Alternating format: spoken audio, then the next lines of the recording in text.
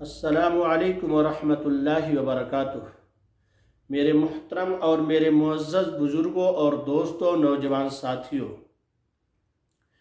یہ اسلامی کیلنڈر کے اعتبار سے، اسلامی سال کے اعتبار سے یہ نیا سال میرے دوستوں شروع ہو چکا ہے محرم الحرام سے۔ جس طریقے سے اور مہینے اور سال شروع ہوتے ہیں، مثال کے طور پہ انگریزی سال کی شروعات یعنی عیسوی سال کی شروعات جو ہے جنوری سے ہوتی ہے۔ جنوری، فروری، مارچ، اپریل، مئی، جون، جولائی، اگست، ستمبر، اکتوبر، نومبر، دسمبر۔ اسی طریقے سے ہندی مہینے کی شروعات جو ہے چیت سے ہوتی ہے۔ چیت، بیساکھ، جیٹھ، اساڑھ، ساون، بھادو، کوار، کارتک، اگہن، پوس، ماگھ، پھاگن۔ اسی طریقے سے میرے دوستو ہجری کیلنڈر کے اعتبار سے، اسلامی سال کے اعتبار سے ہماری سال کی جو شروعات ہوتی ہے یہ محرم الحرام سے ہوتی ہے۔ جیسے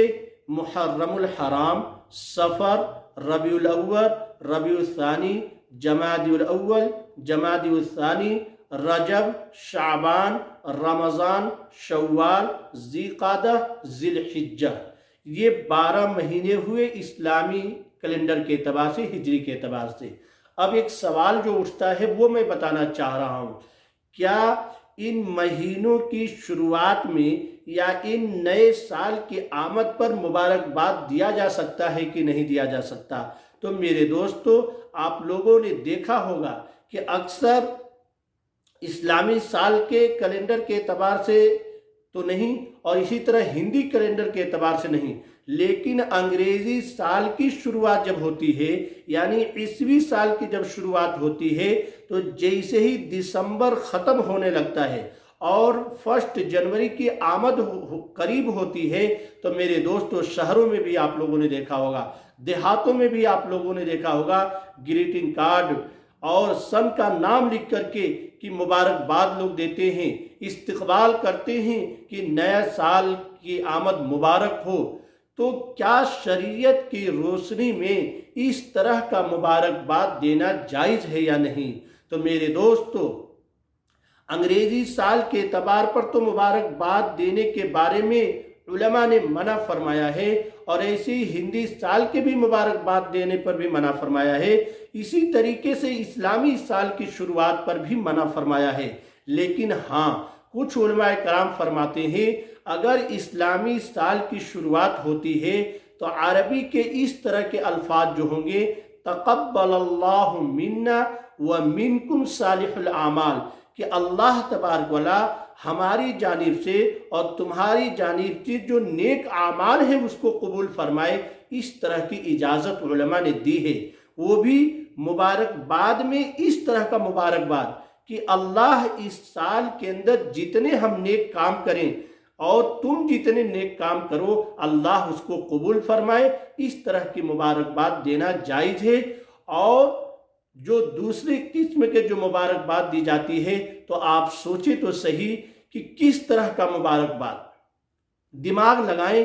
کہ آپ مبارکباد کس سلسلے میں دے رہے ہیں۔ آپ کی عمر کا 1 سال گھٹ گیا،